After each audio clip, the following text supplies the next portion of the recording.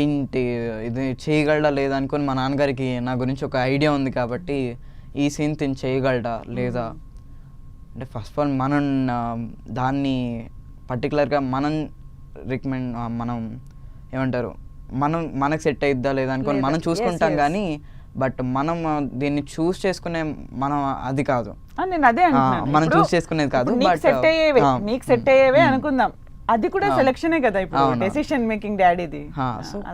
కొంచెం decision making డాడీది ఉంటుంది, లేకపోతే నాది కూడా కొంచెం నాన్న నేను ఇది చేయగలను అంటే ఓకే. నా గురించి నాకు మా నాన్నగారికి బాగా తెలుసు కాబట్టి అలాగా నాన్నగారు కానీ నేను కానీ చూసి ఇప్పుడు ఆల్మోస్ట్ నువ్వు చేసిన సూపర్ డూపర్ హిట్స్. KGF 2 కూడా you have dialogue in it కదా, అంతమందిలో నీకు ఒక డైలాగ్ ఉంది. KGF 3 అప్డేట్స్ ఏమైనా ఉన్నాయా, ఎప్పుడు షూట్ ఏంటి? నాకు తెలీదండి, అది ప్రశాంత్ నీల్ గారిని అడగాలి.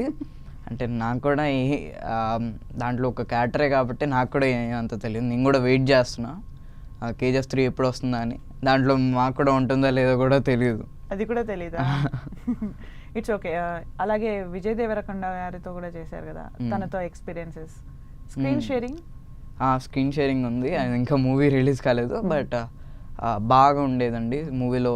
ఎంతో వర్క్ చేయడం కానీ చాలా కామ్గా చాలా డెడికేషన్గా ఉండేవారు మూవీలో. షార్ట్స్ గౌతమ్ తిన్నూరు గారు ఏం చెప్తే అది ఎలా చేయాలి ఏంటి ఏమనుకొని ప్రతిదీ చూసుకోవడం కానీ ఇలాగ ప్రతిదీ చేయడం, అది చాలా డెడికేషన్గా ఉండేవారు. చాలా nice working with him. Vijay Deverakonda అనేసరికి మాకు అంటే కొంచెం అర్జున్ రెడ్డి తర్వాత వచ్చిన మూవీస్ అవన్నీ కంపేర్ చేసుకుంటుంటే నెక్స్ట్ వచ్చేది ఎలా ఉంది అనేది ఒక చిన్న నువ్వేమైనా హింట్ ఇస్తావా కొంచెం? బాగుండబోతుందండి VD12 మాత్రం. అంటే ఎలా ఉంటారు, క్లాస్గా ఉంటారు, మాస్గా, రొమాంటిక్గా, కైండ్ ఆఫ్? అది చెప్పలేను. మీన్స్ కొత్త న్యూ అవతార్ ఆఫ్ VD గారిని చూస్తారు. చాలా కొత్తగా ఉండబోతారు. చూడ్డానికి ఒక ఐఫెస్ట్లా ఉంటుంది VD గారి ఫ్యాన్స్కి.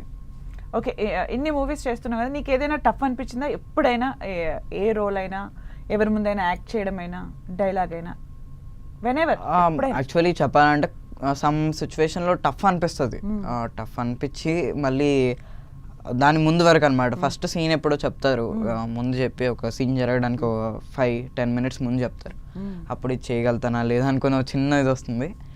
దాని తర్వాత మెల్లిగా సీన్ దగ్గరికి వెళ్ళడం, అక్కడ మాట్లాడడం, మళ్ళీ షార్ట్లోకి వెళ్ళంగానే రిలీఫ్ అనమాట ఏ షార్ట్ అయినా కానీ.